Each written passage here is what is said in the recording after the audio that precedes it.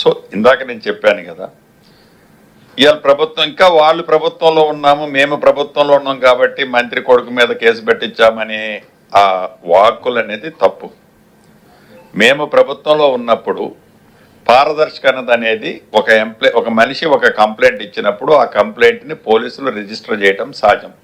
రిజిస్టరే చేయొద్దని నేను అనగలుగుతాను, కానీ అలా అనే ఉద్దేశం ఈ ప్రభుత్వానికి లేదు. రిజిస్టర్ అయిన తర్వాత తప్పకుండా దాని మీద నిజ నిర్ధారణ చేసి అధికారులు తన తప్పుంటే నా కొడుకుండని నేనుండని ఇంకొక వ్యక్తి ఉన్నాయి శిక్షకు అర్హుడు. తప్పు లేకపోతే అవతల రాసిన వాళ్ళ గురించి నేనేం మాట్లాడా, వాళ్ళ ఇజ్ఞతకే వదిలేస్తా. వాళ్ళ తర్వాత దాన్ని వాళ్ళ మనసుని ఎట్లా సరిపెట్టుకుంటారో వాళ్ళే ఆన్సర్ చేస్తారు.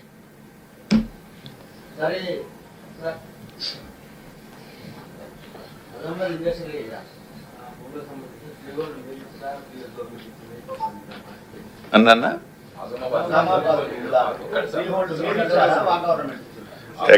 ఎగ్జాక్ట్లీ మరి నాకు